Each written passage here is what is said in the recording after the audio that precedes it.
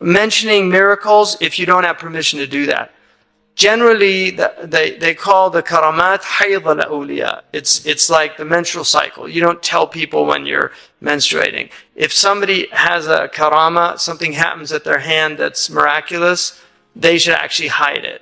They shouldn't tell people about it. إِذَا لَمْ يُؤْذَنِ. Sometimes there's a idhan through ilham. They have an ilham where they do it in order to let people know. Because some people, it increases their faith. When they see karamat, they will believe in miracles, the mu'jizat, because a lot of people lose their faith in miracles. In fact, we have Muslims that deny miracles now.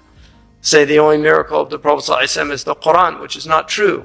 So this is just mentioning that miracles is something that you should not do. It's best not to tell people your dreams. If you have true dreams, you should tell people that are capable of interpreting those dreams, things that happen to you, spiritual states.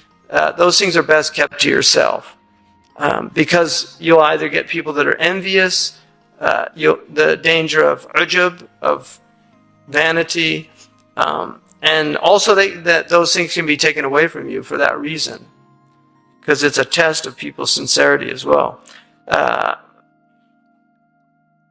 And then fihi lahu ahra idha lam takuni, and especially if they didn't happen. So if you tell a lie about it, it's much worse. In fact, Imam al-Ghazali says that one of the reasons for su'al khatima, which is to have a bad seal, is to claim wilaya. Like if somebody claims to be a wali, then it's a reason for su'al khatima. It's a very dangerous thing to do. All the believers have wilaya amma. They have all wilaya khasa. And then also the khasat al-khasa, the wilaya or the special, the sanctity of the elect, is something that that's something known to Allah subhanahu wa ta'ala. Some of the, obviously, I mean, there's people that recognize this in other people, but it's a dangerous thing. And some of the awliya were given permission, again, through ilham, to tell their position. And there are awliya that have done that in the past, to warn people. But generally, to make a claim is a very dangerous thing. And تَطْهِرًا مِنَ الشِّرْكِ وَالدَّعْوَةِ. If you want purification from shirk and da'wah and making claims. Because the best position is to take no position. لَا تَدَّعِي شَيْءٍ. Don't claim anything. The Prophet ﷺ said, لَا يَزْهَرُ أَحَدُكُمْ يَتَعَلَّمُ حتى يقول قد علمت فإذا قاله فقد جهل. One of you will continue to learn until he says, I know. And once he says that, he's ignorant. So to claim to be a alim. I mean, I remember once, years ago, I read with one of my teachers, he's a genius, brilliant Mauritanian scholar. And I read to him a hadith about the ulama of the end of time. And he said, هذا وصفنا. This is our description. Like it was a negative thing. And he said, هذا وصفنا. When I mentioned that to another one of the Mauritanian scholars, he said, he said, he's claiming to be amongst the ulama of the last time. Like to him, it was like, he didn't even want to do that. But sometimes the ulama have to declare themselves. If there's a lot of ignorance in people, they come out. If somebody knows, they say the ulama, there's people who know and don't know they know, and there's people who know and know they know, and there's people that don't know and know they don't know, and then there's people that don't know and don't know they don't know. Those are the four states of people. The first one, they say, remind him. Because somebody will come, and some people really don't see themselves worthy of something. If they have knowledge, they could know grammar. They say, no, la aslahu li hadha, I don't, then you have to say, no, look, you know, and I need to learn, and so it's an obligation on you, because whoever conceals knowledge that they've been given, Allah will give them a lijam. Now, Imam Malik, a man came to him and asked him about something, and he didn't answer him, and then the man quoted that hadith, and Imam Malik said, if I thought you could handle the answer, I would have told you. And so that's also another thing. Sometimes people want knowledges that they're not ready for. طعام الصغار طعم الكبار سم الصغار. The Arabs have a proverb that the food of adults is poison for children. You can't give little babies adult food. You'll kill them. And the same is true as knowledge. If you try to learn things that you're not ready to learn, there's tadarruj in knowledge. There is steps of learning. So that's very important to remember also. So then he says, تزكية النفس افتخارا أما شكرا فتطب كذا من أما تنبيه من لم ينتبه لذي خفا.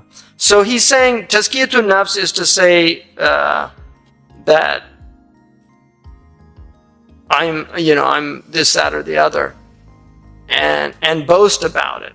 As for shukr, to show gratitude for a blessing that Allah subhanahu wa ta'ala has given you, وَأَمَّا بِنِعْمَةِ رَبِّكَ فَحَدِّثْ.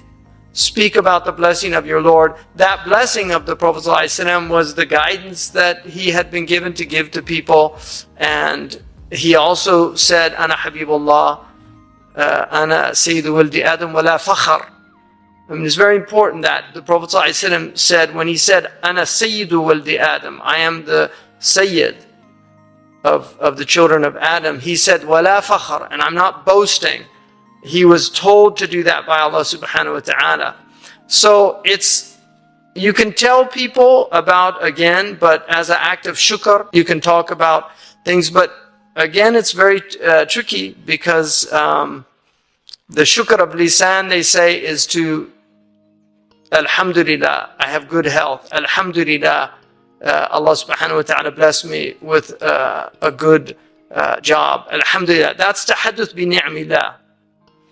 And then there's the shukr of the arkan, of your limbs. And that is that وَالشُّكْرُ صَرْفَ الْعَبْدِ مَا أَوْلَاهُ مِنْ نَعْمَاهُ مِنْ مَوْلَاهُ مِنْ نَعْمَاهُ فِي رِضَاهُ. That shukr is to use your limbs for what they were created for. So the shukr of the tongue is truthfulness and dhikr.